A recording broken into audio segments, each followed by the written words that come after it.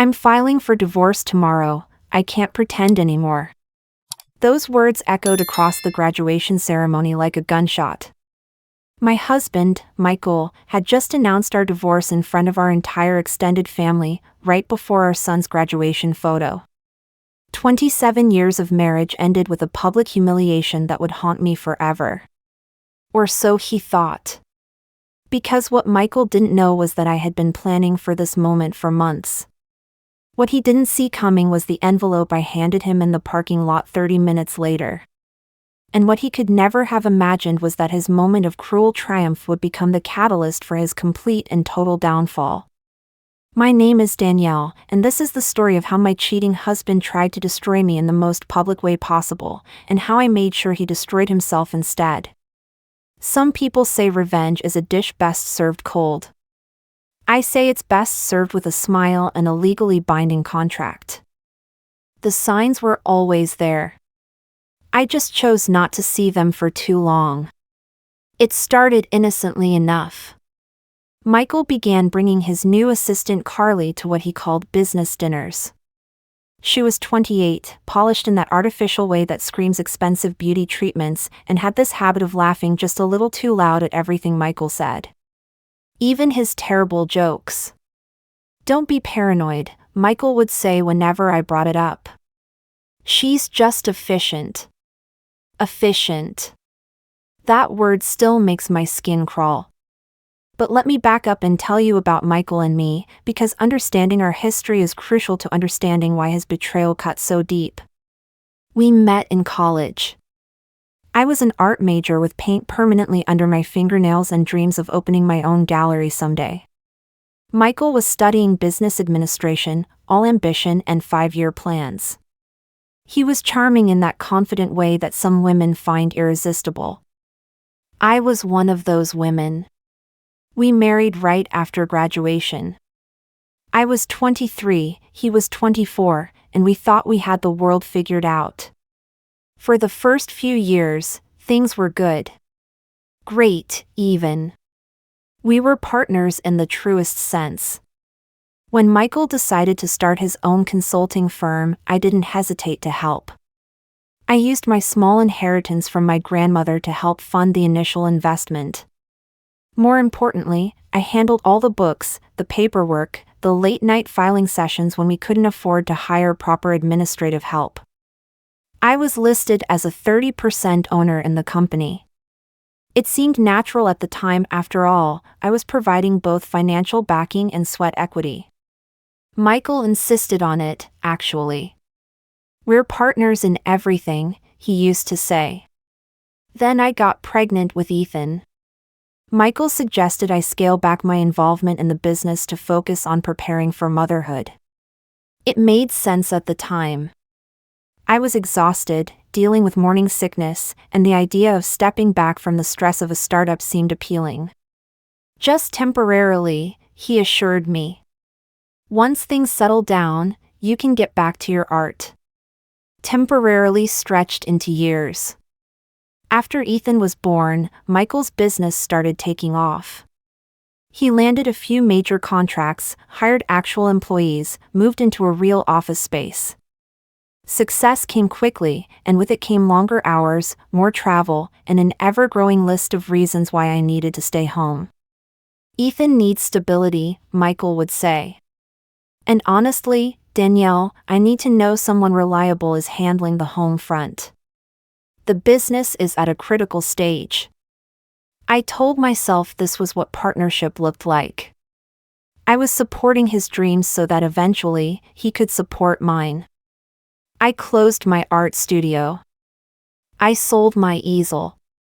I packed away my canvases and told myself it was just for a few years. Those few years became a decade. Then 2 decades. Don't get me wrong, I loved being Ethan's mother. Watching him grow up was a privilege I wouldn't trade for anything. But there's a difference between choosing to be a stay-at-home parent and having that choice made for you through a series of seemingly reasonable requests that add up to a complete sacrifice of your own identity. By the time Ethan was in high school, Michael's company was worth millions. He drove luxury cars, wore expensive suits, and networked with the kind of people who summer in the Hamptons. Meanwhile, I was the woman who made sure his shirts were pressed and his calendar was organized. I had become invisible in my own life. But I told myself this was temporary too. Once Ethan graduated high school, once he was settled in college, I would reclaim my art. I would find myself again. That's when Carly entered the picture. She was hired as Michael's executive assistant about 2 years ago. Fresh out of some prestigious business program, she had the kind of aggressive competence that Michael admired. She was also undeniably attractive in that polished, professional way that makes other women feel frumpy by comparison. At first, I tried to like her. When Michael brought her to company holiday parties, I made an effort to include her in conversations. When she complimented my dress or my hair, I thanked her and tried to see it as genuine friendliness rather than calculated charm. But there were little things that bothered me. The way she touched Michael's arm when she laughed. The way she called him by his first name in situations where other employees used Mr. Richardson. The way she seemed to have opinions about restaurant choices and wine selections that went far beyond her administrative duties. She's just very engaged with her work, Michael explained when I mentioned it. That's what makes her so valuable. The business dinners started about 6 months after she was hired. At first, it made sense. Michael was trying to land a major contract with a hotel chain, and Carly had prepared all the presentation materials. Of course, she should be there to answer questions about logistics and scheduling. But then the dinners continued after the contract was signed. And they started happening more frequently. 2 nights a week became 3. 3 became 4. It's relationship building, Michael explained. Clients expect a certain level of personal attention. Carly helps facilitate that. I started to feel like I was going crazy. Every instinct I had was screaming that something was wrong, but Michael's explanations were always so reasonable. So logical. And after 25 years of marriage, I trusted him.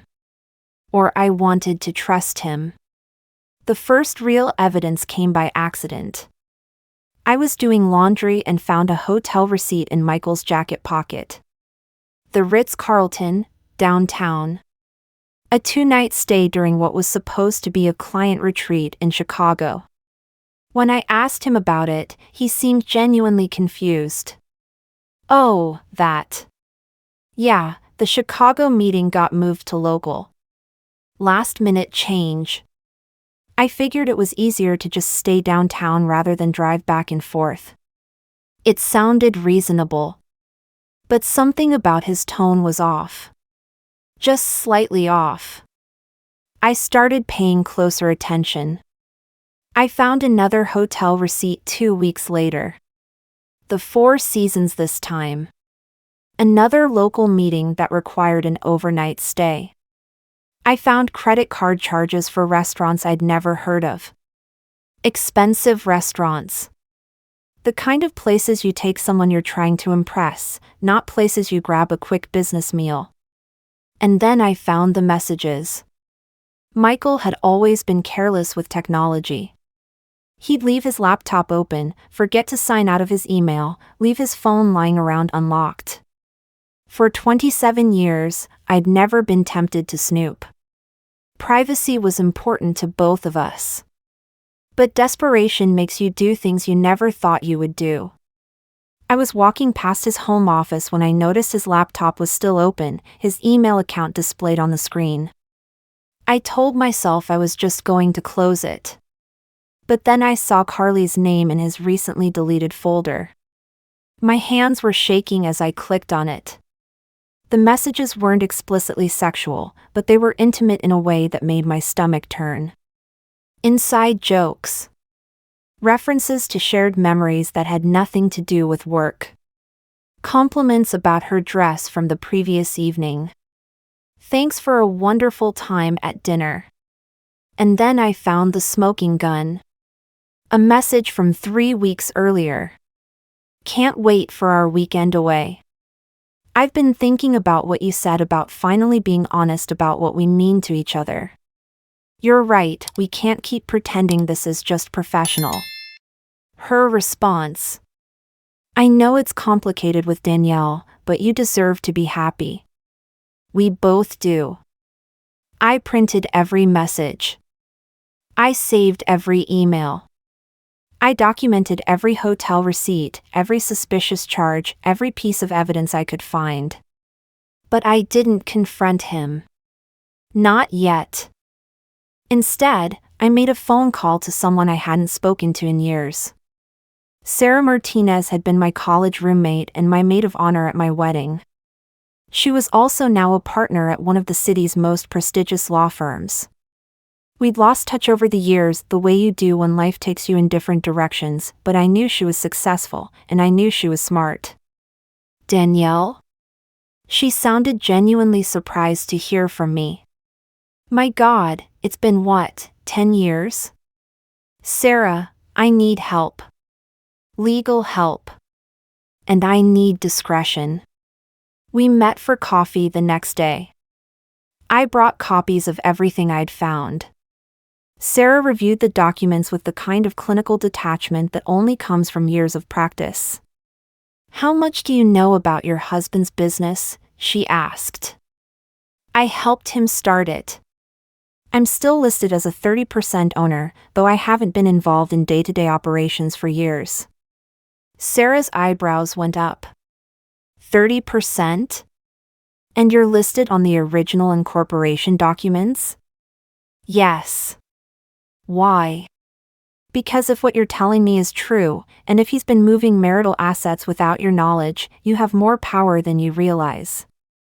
Over the next 2 hours, Sarah explained exactly what that power meant. As a 30% owner of Michael's company, I had legal rights that I'd forgotten about. Rights to financial disclosure. Rights to board representation. Rights to challenge major corporate decisions. More importantly, if Michael was using company resources to fund his affair and the hotel receipts suggested that was a serious breach of fiduciary duty. We need more evidence, Sarah said. But if you can prove he's been misappropriating company funds for personal use, particularly for an affair with an employee, the board will have to take action. What kind of action? The kind that could remove him from his own company. I started keeping detailed records of everything. Every suspicious charge. Every unexplained absence. Every business trip that didn't quite add up. And I started attending events I'd previously avoided. Company holiday parties. Client dinners. Board meetings that I was technically entitled to attend as a shareholder but had never bothered with. Michael was surprised by my sudden interest in his business, but he seemed to appreciate what he interpreted as support for his success. It's nice to have you more involved, he said after one particularly long board meeting. I'd forgotten how good you are with numbers. If only he knew what numbers I was really paying attention to. The evidence mounted quickly once I knew what to look for. Michael wasn't just having an affair, he was funding it lavishly with company money. Expensive dinners charged to client entertainment. Hotel rooms booked under executive accommodation. Even jewelry purchases labeled as corporate gifts. But the most damning evidence came from Carly herself. She had been submitting expense reports for travel and accommodations that matched Michael's suspicious charges exactly. Same hotels, same dates, same amounts. She was either remarkably coincidentally traveling to the same places at the same times, or they were traveling together and both billing the company for it. Sarah helped me compile everything into a comprehensive legal brief. Not just evidence of the affair, but evidence of systematic financial misconduct. Breach of fiduciary duty. Misappropriation of corporate assets. Potential fraud. This is explosive, Sarah said as we reviewed the final document. If this goes public, it won't just end his marriage. It could end his career. What do you recommend? That depends on what you want. Do you want him destroyed, or do you want him gone? I thought about that question for a long time. 27 years of marriage. A son who adored his father. A life built on shared dreams and mutual sacrifice. I want justice, I finally said. But I want it clean. Sarah nodded. Then we present him with a choice. He can step down quietly and agree to a fair divorce settlement, or we can let the board and the media decide his fate. And if he refuses? Then we destroy him. The plan was simple in its elegance. We would give Michael enough rope to hang himself, and then offer him a ladder down for a price. Sarah drafted 2 documents. The first was a detailed brief outlining all the evidence we'd gathered, formatted as a formal complaint to the company's board of directors. The second was a proposed settlement agreement that would allow Michael to step down with minimal public embarrassment in exchange for a generous divorce settlement and my full buyout of the company's shares. The key, Sarah explained, is timing. We need to present this when he's most vulnerable, when he's least likely to make a rational decision. We didn't have to wait long for the perfect opportunity. Ethan's college graduation was scheduled for May 15th. The whole family would be there: Michael's parents, my sister and her husband, even some extended cousins who rarely made it to family events. It was going to be a celebration of everything we'd accomplished as a family. Or so I thought. 2 weeks before graduation, I made a discovery that changed everything. I was picking up Michael's dry cleaning when I found a small jewelry box in his coat pocket. Inside was a diamond necklace that must have cost more than most people's cars. The receipt was tucked underneath, charged to the company credit card as a client appreciation gift. But the real shock came when I saw the date. The purchase had been made the day before, and Ethan's graduation was still 2 weeks away. This wasn't a graduation gift for our son. This was a gift for Carly. That night, I called Sarah in tears. "He's going to leave me," I said.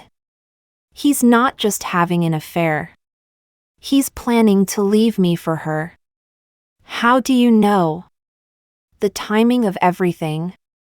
The expensive gifts. The way he's been acting lately, distracted, guilty, but also excited about something. He's planning to make it official." Sarah was quiet for a moment. "When do you think he'll make his move?" "I don't know. Maybe after graduation? Once Ethan's officially launched into adulthood? Or maybe during graduation," Sarah said quietly. "What do you mean?" "Think about it, Danielle. He's a narcissist. He wants maximum impact. He wants to control the narrative. What better way to do that than to make a grand gesture in front of the whole family?" The thought made me sick, but I knew she was right. This was exactly the kind of dramatic reveal that would appeal to Michael's sense of theater. So what do? We prepare for every possibility. And we make sure that whatever he does, we're ready with our response. The next 2 weeks were a blur of preparation. Sarah and I refined our legal strategy, making sure every document was perfect, every piece of evidence was documented and verified. I practiced what I would say, how I would react, depending on how Michael chose to reveal his betrayal. But even with all our preparation, I wasn't ready for how cruel he would be. The graduation ceremony was beautiful. Ethan looked so handsome in his cap and gown, so proud and excited about his future. He'd graduated with honors from a prestigious engineering program and already had a job lined up with a major tech company. This was supposed to be his day. Our whole extended family was there. Michael's parents had flown in from Florida. My sister and her family had driven up from Atlanta. Even some of Ethan's high school friends and their families had come to celebrate. After the official ceremony, we gathered in the courtyard for family photos. This was a tradition in our family, elaborate group shots to commemorate major milestones. We'd done the same thing when Ethan graduated high school, when he started college, when Michael's company hit its first million in revenue.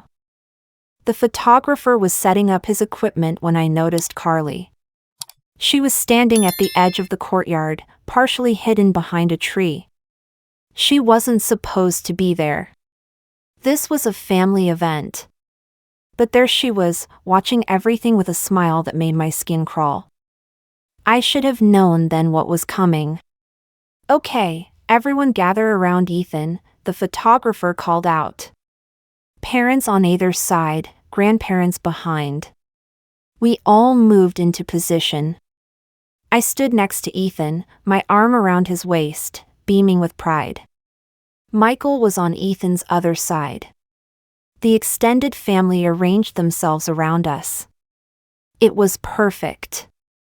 The photographer raised his camera. "Everybody smile. This is going to be beautiful." And that's when Michael stepped forward.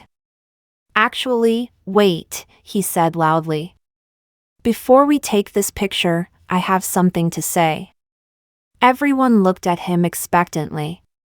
I assumed he was going to make some sentimental speech about how proud he was of Ethan, how this moment represented the culmination of all our sacrifices as parents. Instead, he looked directly at me and said, "I'm filing for divorce tomorrow. I can't pretend anymore." The silence was deafening. Nobody moved. Nobody breathed. Even the photographer lowered his camera, unsure of what was happening. Michael continued, his voice carrying across the courtyard. "I've been living a lie for too long. I've found someone who makes me truly happy, and I owe it to both of us to be honest about that." I looked around at our family. Michael's mother had her hand over her mouth, tears already forming in her eyes. My sister looked like she'd been slapped. Ethan's face was completely white, his mouth slightly open in shock. And behind the photographer, Carly was no longer hiding. She was standing in full view, that same smug smile on her face, watching the destruction of my family like it was entertainment. For what felt like an eternity, nobody said anything. The only sound was the distant noise of other families celebrating their own graduations, completely unaware of the drama unfolding in our corner of the courtyard. Finally, I found my voice. I smoothed down my dress, looked Michael directly in the eye, and said, "Thank you for finally being truthful." Then I turned and walked away. Behind me, I could hear the chaos erupting. Voices raised in anger and confusion. Someone, I think it was my sister, shouting at Michael. Ethan's quiet, broken voice asking, "Dad, why would you do this here?" But I kept walking. I walked out of the courtyard, through the parking lot, all the way to my car. Michael followed me, of course. He caught up with me just as I was unlocking my door. "Danielle, wait. We need to talk about this." I turned around and handed him a folded envelope. "No," I said calmly. "We really don't." He opened the envelope and started reading. I watched his face change as he processed what he was seeing. Confusion first, then understanding, then complete panic. "What the hell is this?" he demanded. "It's your choice," I said. "Sign the settlement agreement, or face the consequences of your actions." The envelope contained copies of everything Sarah and I had compiled. Every hotel receipt. Every suspicious expense report. Every piece of evidence of his affair and his misappropriation of company funds. It also contained the formal complaint we'd prepared for the board of directors, ready to be filed.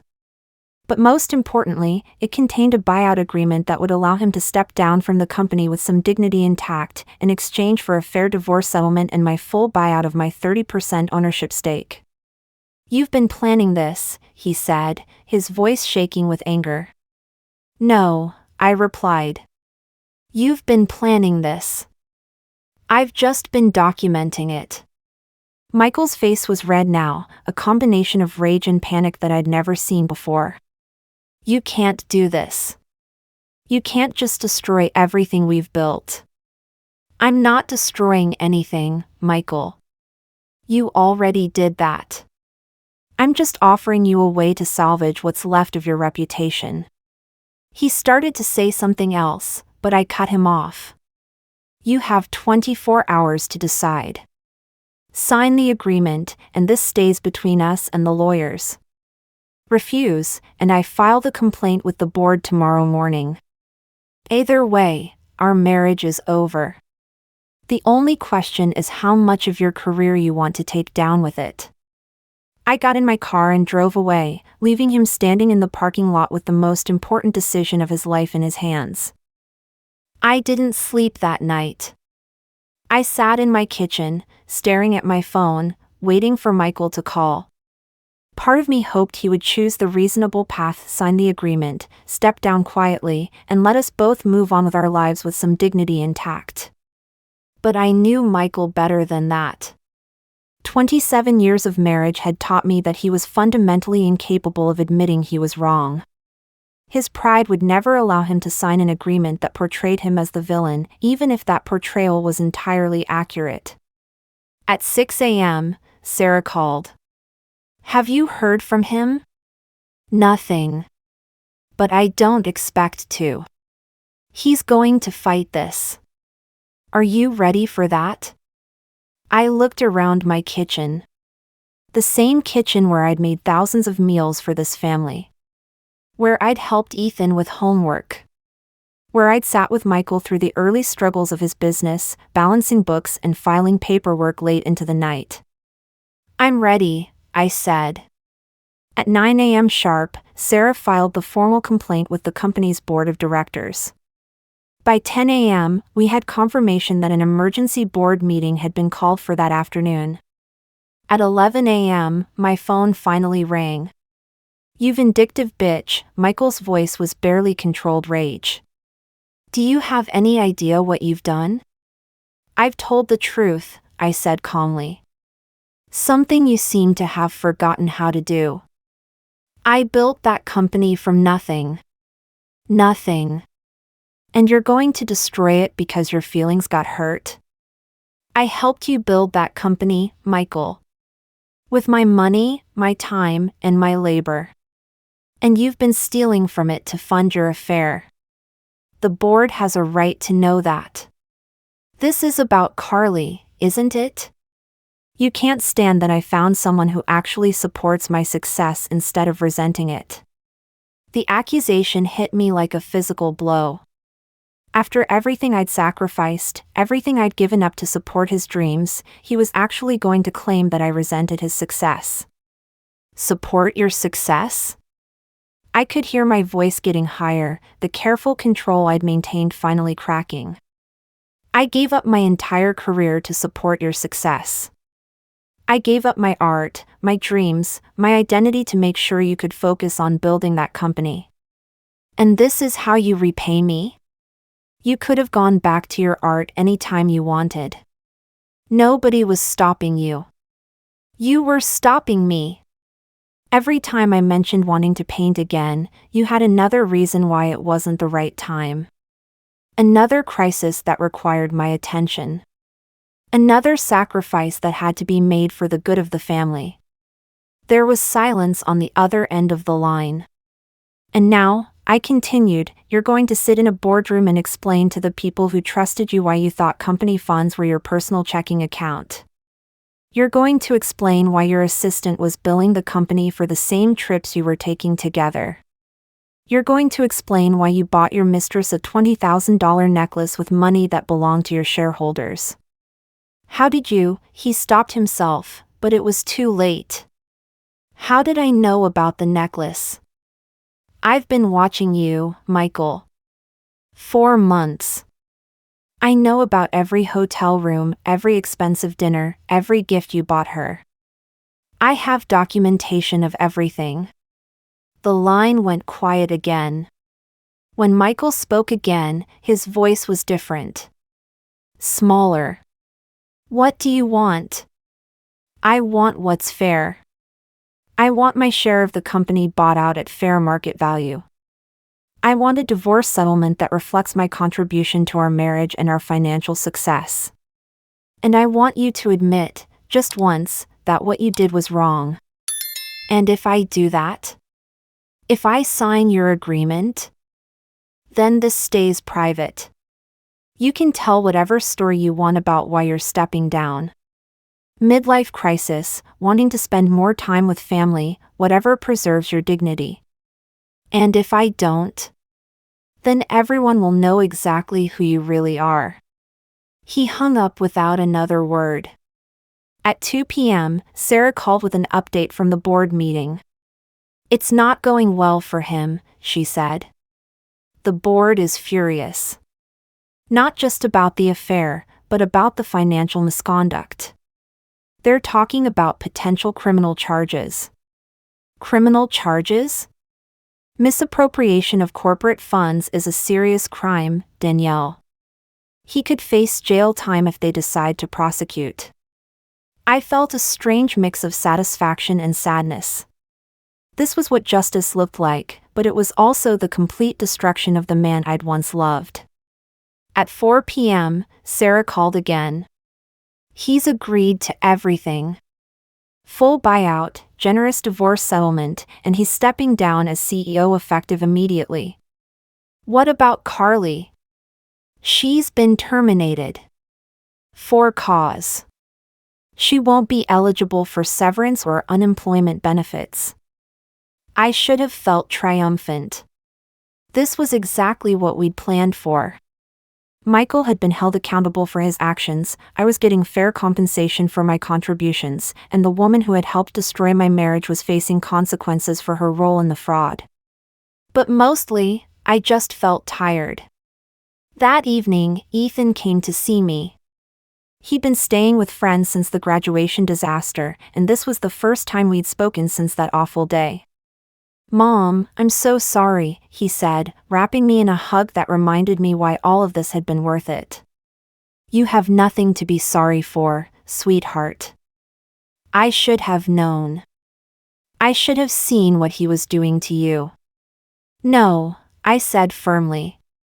That wasn't your job. Your job was to focus on school and your future. Which you did beautifully. I can't believe he did that at graduation. In front of everyone. How could he be so cruel? I didn't have a good answer for that. Because the truth was that I couldn't believe it either. Even knowing what I knew about his affair, about his lies and his financial misconduct, I hadn't expected him to be that publicly vicious. Some people, when they're caught doing wrong, they try to make everyone else the villain, I said finally. It's easier than admitting they were wrong. Are you going to be okay? Financially, I mean? I smiled at my thoughtful son. I'm going to be more than okay. Your father seems to have forgotten that I'm a very good businesswoman when I need to be. The divorce was finalized 4 months later with everything Sarah and I had fought for. Michael paid substantial restitution to avoid criminal charges and kept his basic dignity, exactly what I'd promised if he cooperated.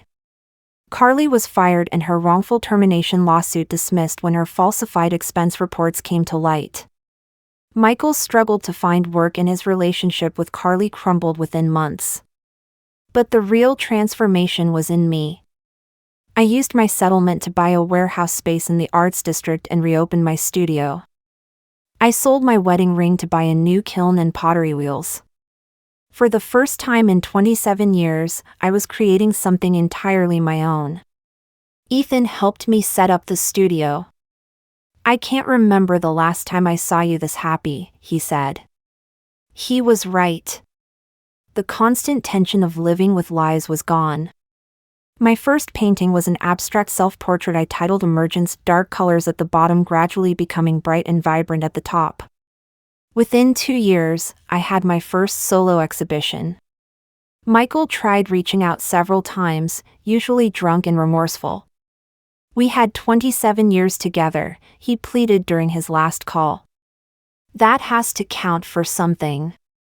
It does, I replied calmly. It counts as 27 years of learning exactly what I don't want in my life going forward. I blocked his number. That was 3 years ago. I sleep better now in my own space, without secrets poisoning the air. I wake up excited about each day instead of dreading new deceptions. My art has evolved beyond anything I created in my 20s, honest, emotionally complex, born from real experience. I teach workshops for women going through major life transitions. We gather in my studio weekly and paint our way through the chaos. It's become one of the most rewarding parts of my new life. When Michael's wedding invitation arrived last month addressed to Danielle Richardson, though I'd legally changed back to my maiden name, I threw it away without a second thought. Some people ask if I'm bitter about the lost years, the deferred dreams, the broken trust. The answer is complicated. I'm angry about the lies and fraud, but not bitter about being a wife and mother. Those years taught me who I needed to become for this chapter of my life. Most importantly, they showed me I was stronger than I ever imagined. 3 years ago, if someone had said my husband's betrayal would be the best thing that happened to me, I'd have thought them insane. But Michael's cruelty was actually a gift. It forced me to stop being passive, to remember who I was before becoming half of a couple, to fight for what I deserved. The woman who handed her cheating husband that legal document in the parking lot was someone I'd never met before. Someone I'm proud to have become.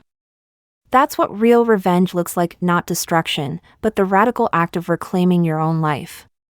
Michael tried to make me disappear into his shadow. Instead, I became the protagonist of my own story.